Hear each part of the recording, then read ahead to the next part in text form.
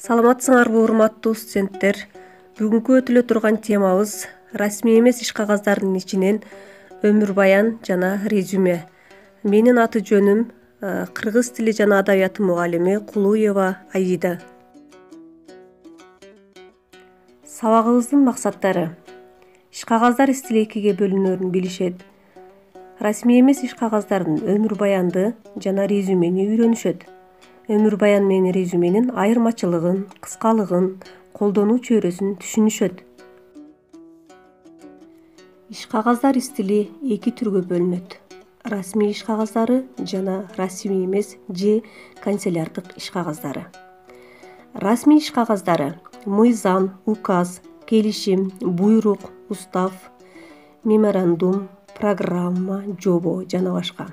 Ал эми расмий эмес же канцелярдык иш кагаздарына бул мекемелер тарабынан жүргүзүлүүчү иш кагаздары жана жеке адамдар тарабынан жүргүзүлүүчү иш кагаздар деп эки түргө бөлүнөт. Мекемелер тарабынан жүргүзүлүүчү иш кагаздарына кайсылар кирет? Карайбыз. Справка, токтом, квитанция, ведомость, көрсөтмө, мүнөздөмө жана башка. Ал эми жеке адамдар тарабынан жүргүзүлүүчү иш кагаздарына тил кат, акт, келишим кат, ишеним кат, түшүнүк кат, өмүр баян, кулактандыруу, чакыруу, отчет жана башкалар кирет. Өмүр баян. Адам өзүнүн өмүрүн баяндап жазышы өмүр баян деп аталат. Ал бирдей жазылбайт. Ошого байланыштуу ар бир адам өзү жөнүндө маалыматты ар кандай жазат. Бул автор жактан эркин жазылуучу документ болуп саналат. Дагы ал төмөндөгүдөй формада жазылат.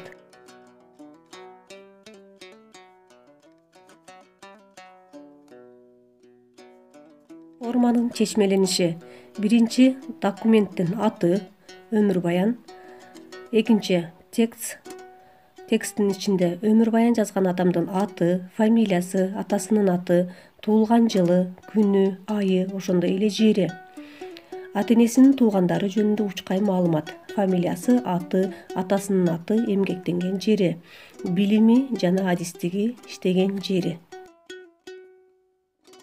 Андан кийин акыркы эмгектенген жери, ал жактагы ээлик кылган кызматы, сыйлыктары, коомдук иштерге катышуусу, үй бүлөлүк абалы, ошондой эле үй бүлөсү, үйүнүн дареги.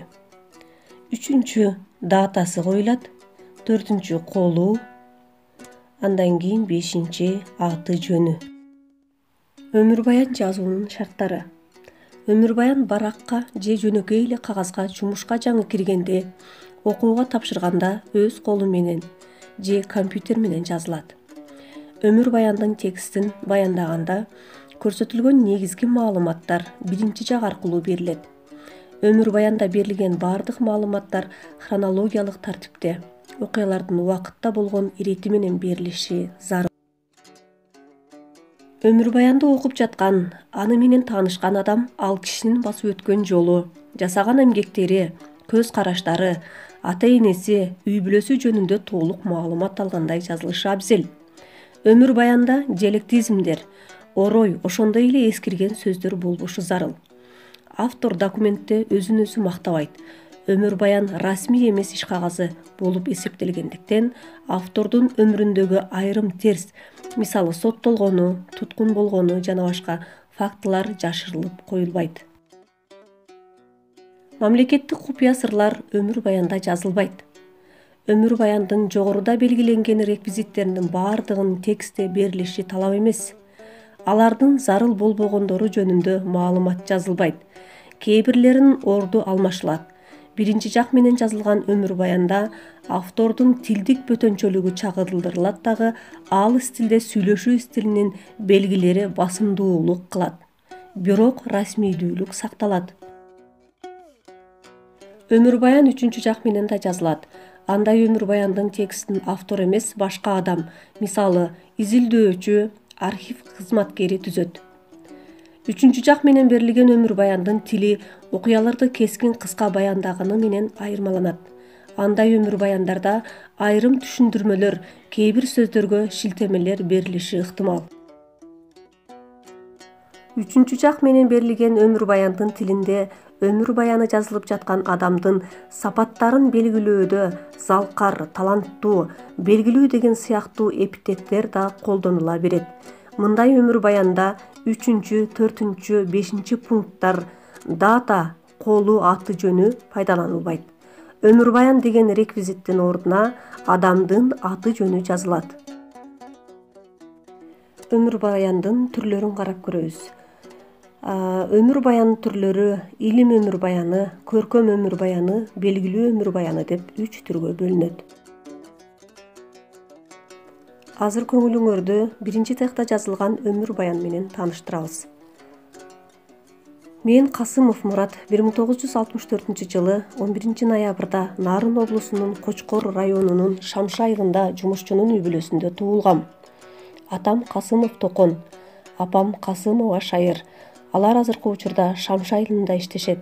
Береке дыйкан чарбасынын мүчөсү. Мен 1971 жылы Шамшы орто мектебинин 1-классына кирип, мектепти 1981 жылы аяктагам. Ошол эле жылы билим алууну улантуу максатында Кыргыз улуттук университетинин тарых факультетине тапшырдым. 1985 жылдан университетте окуумду улантып, аны 1988 жылы ийгиликтүү аяктап тарыхчы кесибин алдым. 1988 жылдан өзүмдүн эмгек ишмердигимде Ысык көл облусунун Жети Өгүз районунун Дархан айылындагы Дархан орто мектебинде тарых жана коом таануу мугалими болуп иштөөдөн баштадым. 1991 жылы мектепте директордун тарбия иштери боюнча орун басары болуп иштедим. 1999 жылдан Кыргыз билим берүү институтунда илимий кызматкер жумушуна которулуп, ошол эле жылы аталган институттун аспирантурасынын сырттан окуу бөлүмүнө документтеримди тапшырдым. 2002 жылдан бери Бишкек шаарындагы Арабаев атындагы Кыргыз мамлекеттик педагогикалык университетинде тарых факультетинин тарых кафедрасында иштеп келе жатам. 1998 жылы элге билим берүүнүн отличниги, 1999 жылы Кыргыз Республикасынын билим берүү министрлигинин ардак грамотасы менен сыйлангам. Үй бүлөлүмүн аялым Суранова Бактыгүл 1966 жылы туулган, Бишкек шаарындагы Мамкоттоодо эсепчи болуп иштейт. Кызым Гүлжан, уулум Азат.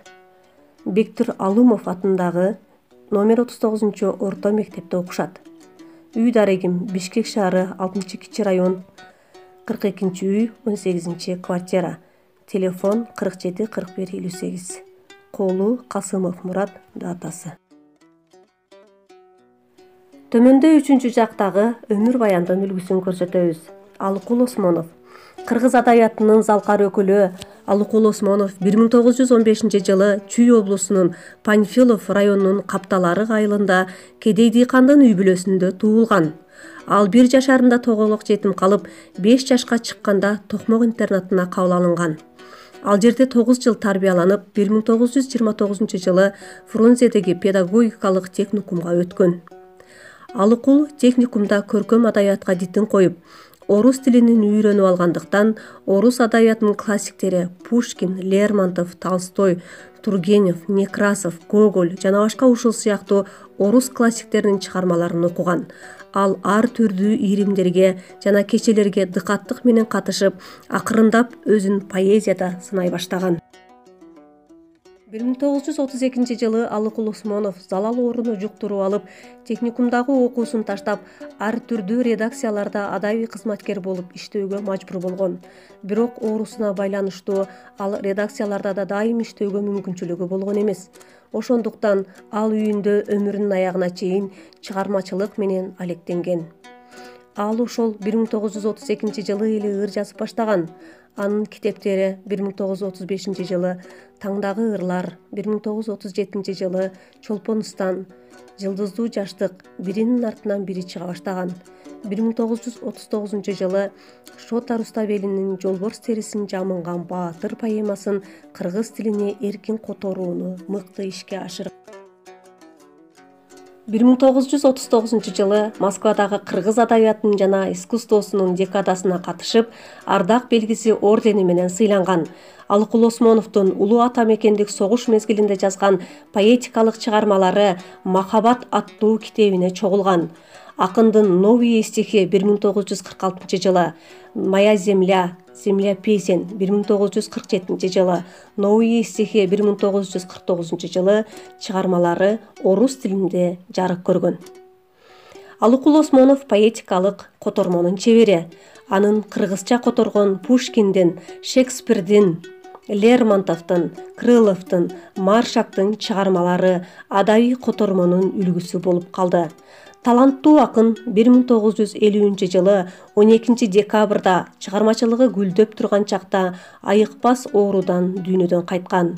Анын сөөгү Бишкек шаарынын Аларча көрүстөнүнө коюлган. Урматтуу студенттер, азыр көңүлүңөрдү резюмеге бурабыз.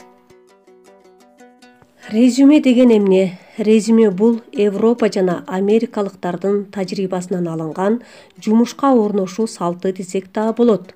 Жумуш издеп жатканда резюменин биринчилерден болуп жазуу керек. Резюме бул эмгек рыногундагы өзүңүздү жарнамалоочу кагаз десек да болот. Ушаковдун түшүндүрмө сөздүгүндө резюме төмөндөгүдөй баяндалат.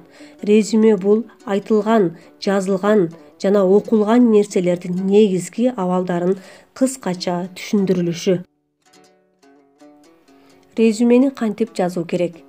Жумуш издөөдө жазылуучу резюме бул эмгек рыногунда адамды конкуренттүү кыла турган мүмкүнчүлүктөрүнүн баяндалышы. Ал адистен талап кылынуучу негизги 3 сапатты чагылдырылышы керек. Биринчи билимдүүлүгү, экинчи өндүрүмдүүлүгү жана үчүнчү мүмкүнчүлүктөрүнүн чексиздиги. Кээ бир учурларда резюме жазууда CV деген аббревиатураны кездештирүү болот.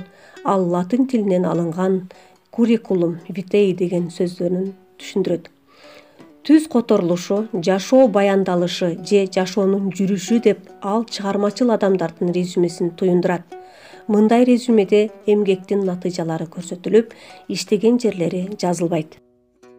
Резюме жазуунун стили көп учурда конкреттүү бир жумуш ордуна ээ болууга багытталган. Ал эми CV резюмеси адамдын карьера жолундагы майда чүйдөлөрүн да камтыйт. Биздин замандын контекстинде CV деген документ жумуш издөөчүнүн профессионалдык жашоосун гана баяндабастан аңгемелешүүгө чакыруучу себеп десек да болот. Мындай резюмеде жумуш издөөчү жана жумуш берүүчү үчүн дагы жакшы нерселер жазылат. Жумуш издөөчү үчүн бул өзүн пайдалуу жактан көрсөтүүчү идеалдуу ыкма. Ал эми жумуш берүүчү үчүн бул жарактуу же жараксыз кандидаттарды тандоонун ыкмасы. Резюме жазууда кандай кылыш керек же резюменин максаттары? Резюменин максаттары жумуш берүүчү менен таанышуудагы өзүңүзгө көңүл буруунун биринчи шарты жумуш берүүчүгө оң таасир калтыруу жана сизди аңгемелешүүгө түрткү кылуу. Бул жактан резюме жазуунун негизги ыкмасы келип чыгат. Алар баардык жакшы нерселерди баса белгилөө жана сиздин колуңуздан келбегендерди болушунча байкалбас кылып жазуу.